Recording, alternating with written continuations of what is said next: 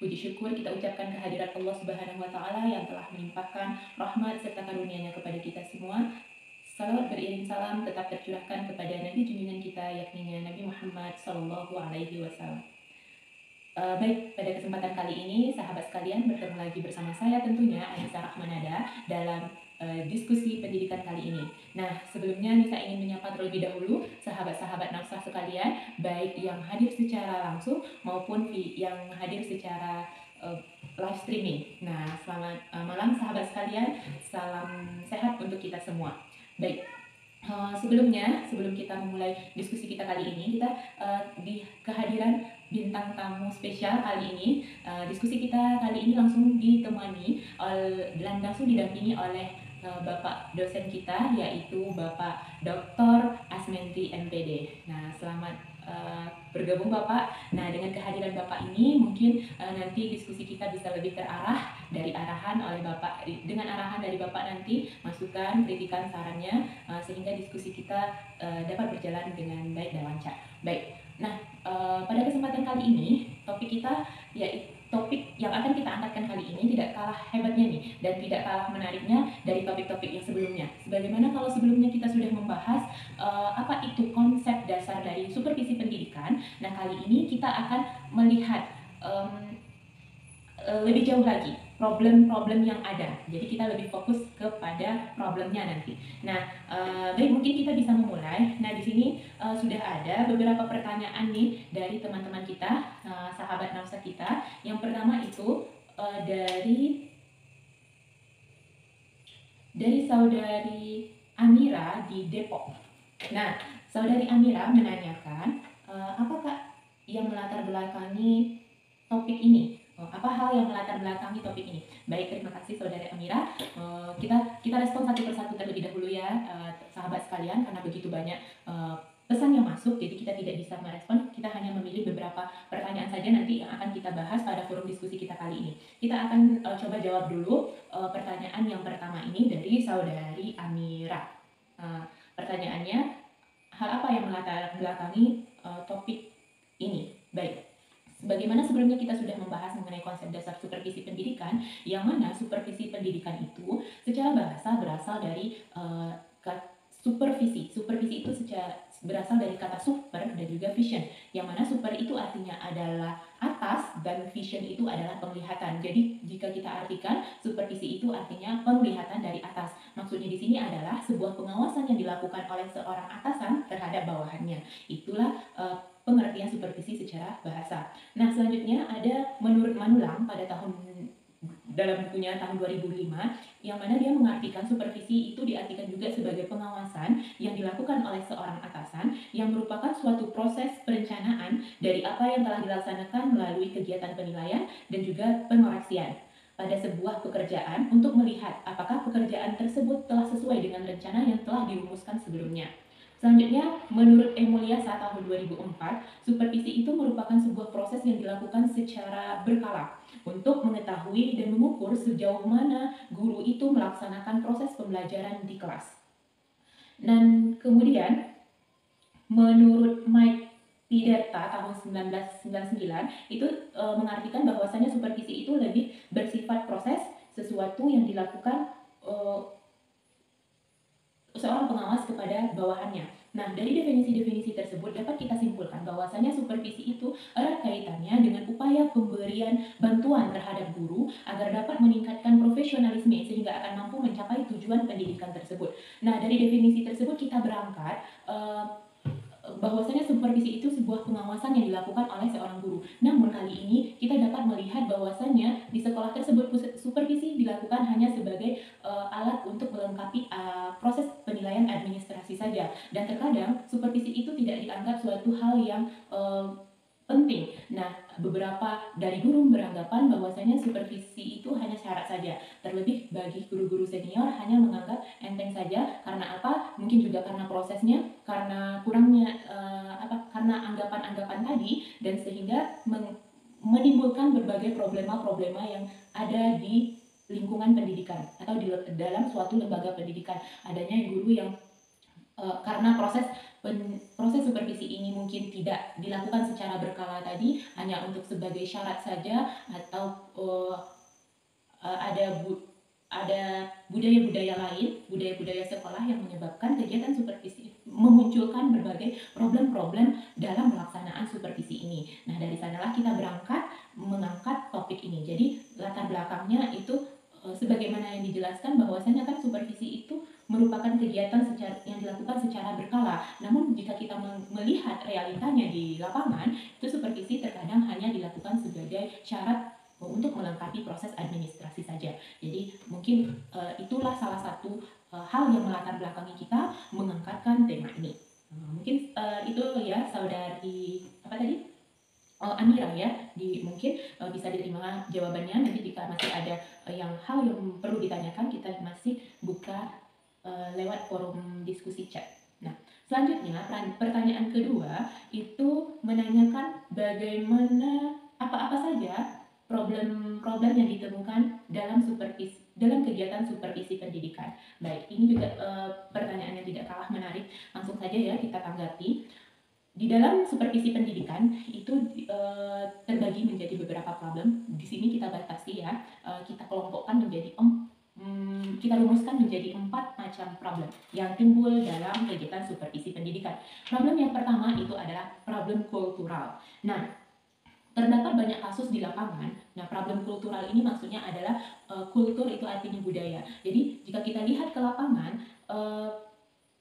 terdapat bahwasanya perekrutan guru di sekolah ataupun madrasah itu tidak didasarkan pada pertimbangan profesionalisme dan juga kompetensi calon guru, melainkan lebih bersifat hubungan kekerabatan. Nah, di sini tidak hanya sistem perekrutan guru saja, dan juga kepala sekolah sering terjadi pergantian kepala sekolah. Nah, pergantian kepala sekolah ini terkadang juga tidak berdasarkan profesionalisme dan juga kompetensi yang dimilikinya, melainkan karena adanya hubungan kekerabatan. Tentu ini juga akan bermasalah. Kemudian kompleksitas tugas manajerial kepala sekolah. Nah, kepala sekolah yang selanjutnya kurangnya disiplin guru dalam proses pembelajaran. Kemudian adanya unsur subjektivitas. Jadi problem kultural di sini adalah problem-problem yang ditimbulkan dari budaya-budaya sekolah tersebut, seperti sistem perekrutan guru yang tidak sesuai dengan kompetensi, begitu juga kepala sekolah. Selanjutnya anggapan-anggapan guru bahwasanya seorang guru senior merasa dirinya paling hebat, dan juga adanya kompleksitas tugas kepala sekolah. Maksudnya adalah kegiatan supervisi tersebut tidak langsung dilakukan oleh kepala sekolah itu sendiri, melainkan kepala sekolah mengamanahkannya kepada guru senior misalnya. Nah, guru senior di sini lebih cenderung melakukan penilaian terhadap orang yang disupervisinya itu secara subjektif, begitu. Nah, jadi problem-problem kultur ini merupakan suatu problem yang membudaya yang ada di lingkup satuan pendidikan. Selanjutnya yang kedua adalah problem regulasi. Nah, problem regulasi, pelaksanaan supervisi berupa kesenjangan di antara aturan dan realita yang terjadi. Jadi regulasi di sini maksudnya adanya kesenjangan antara aturan yang ada dengan hal yang terjadi di lapangan.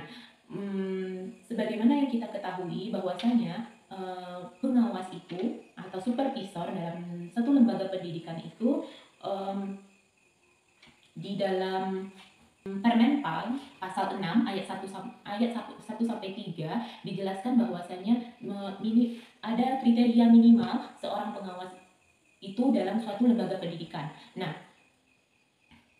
ketentuannya pada dasarnya itu pengawas itu satu orang pengawas itu mengawasi 7 buah lembaga, baik itu tingkat dasar, tingkat menengah, maupun tingkat atas. Namun realitanya saat ini kita lihat bahwasannya pengawas mengawasi dan membina lebih dari 7 lembaga. Tentu ini sangat tidak efektif terhadap proses pembinaan yang akan dilakukan. Sebagaimana pada diskusi kita sebelumnya di sahabat-sahabat kita yang berada di kabupaten-kabupaten lain, itu misalnya tingkat SLTP-nya sangat banyak di sana, namun hanya memiliki 2 orang pengawas saja. Tentunya ini sangat akan berpengaruh terhadap proses pengawasan yang dilakukan, begitu. Nah, ini sangat jelas sekali dijelaskan dalam Permenpan pasal 6 ayat 1 sampai 3. Di sana sudah dijelaskan kriteria-kriteria pengawasan tersebut. seorang pengawas tersebut. Selanjutnya adalah problem yang ketiga. Problem yang ketiga itu adalah problem sumber daya manusia, nah atau SDM. Jika kita berangkat, suatu lembaga pendidikan itu tidak akan berarti tanpa adanya SDM. Nah, SDM itu yang diharapkan SDM yang diharapkan adalah SDM yang mampu mencapai tujuan pendidikan. Maksudnya tentunya SDM di sini adalah SDM yang unggul. Karena bagaimana seorang supervisor sajalah dia harus memiliki kualitas SDM yang unggul sesuai dengan tugas dan fungsinya, yaitu sebagai pengontrol, evaluator, dan sebagai motivator untuk kemajuan lembaga pendidikan. Nah, tentunya jika SDM ini tidak unggul, tentunya akan berpengaruh terhadap kegiatan supervisi yang dilakukan. Sebab dia akan melaksanakan tugasnya sebagai supervisor, tapi dia tidak menguasai hal tersebut. Tentunya ini juga akan menjadi problem. Nah, itulah problem yang ketiga. Selanjutnya adalah problem yang keempat, itu adalah problem sarana, prasarana, dan dana atau pembiayaan. Nah, kita lihat saat ini sarana, prasarana baik itu di madrasah maupun sekolah masih sangat bervariasi.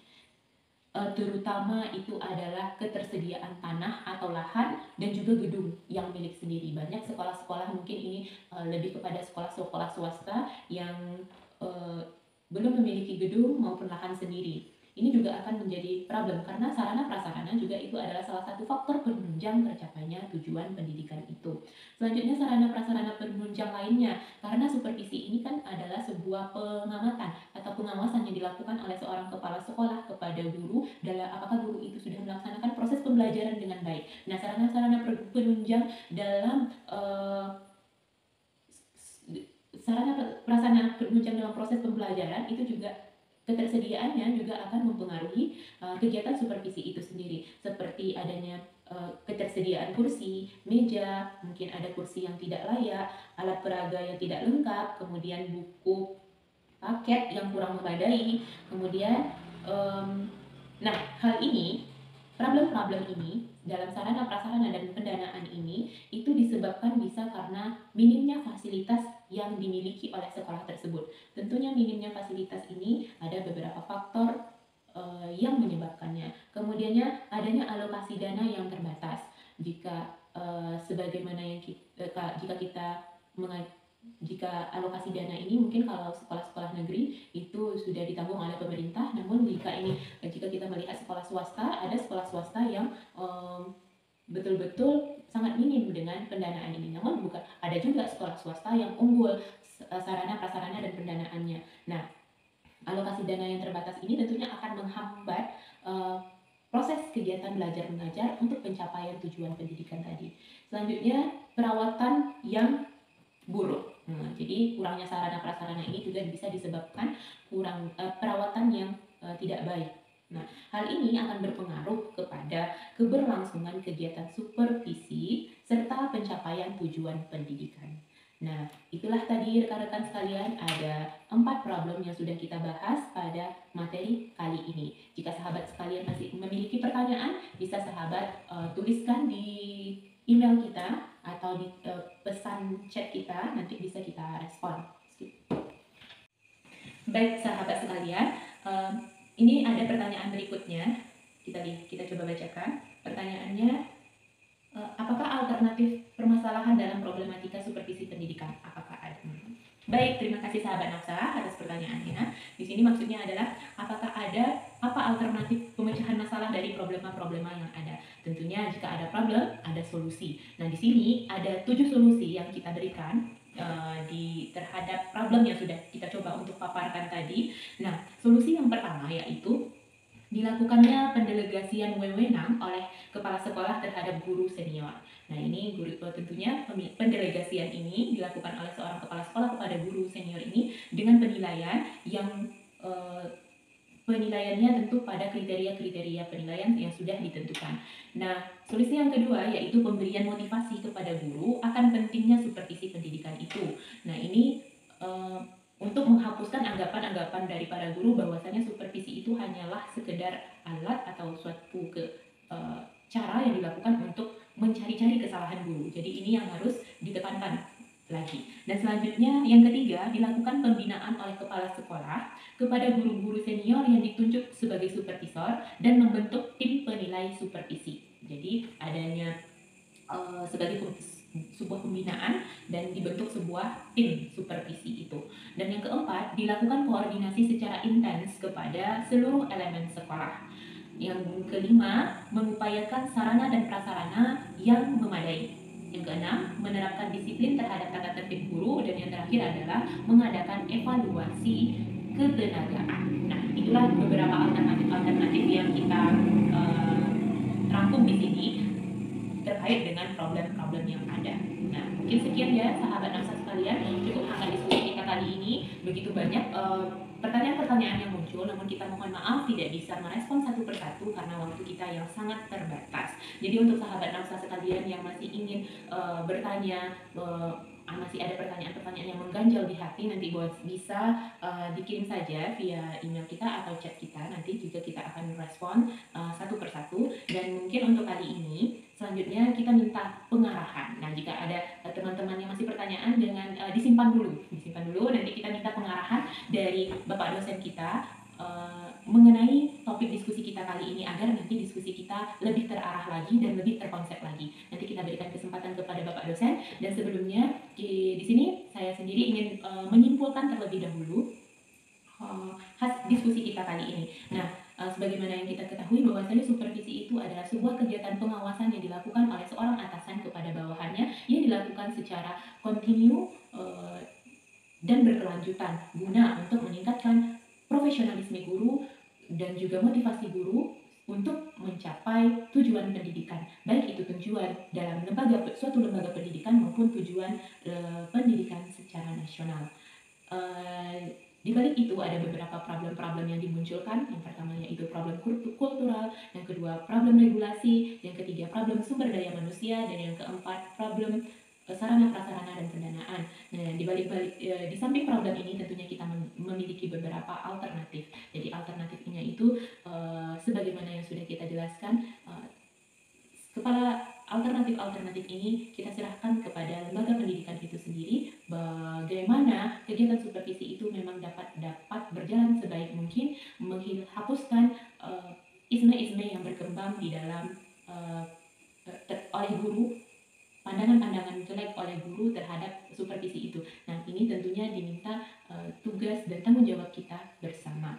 Jadi ada 6 alternatif masalah tadi yang sudah kita uraikan juga. Mungkin sekian ya sahabat Nafsa sekalian diskusi kita kali ini. Saya Anissa Rahmanada, pamit undur diri. Mohon maaf. Terima kasih atas segala kesempatan. Mohon maaf atas segala kekurangan. Wabillahi taufiq wal hidayah. Salam sehat untuk kita semua. Sampai jumpa di video selanjutnya dan pada forum diskusi selanjutnya. Saya Anissa Rahmanada, pamit undur diri.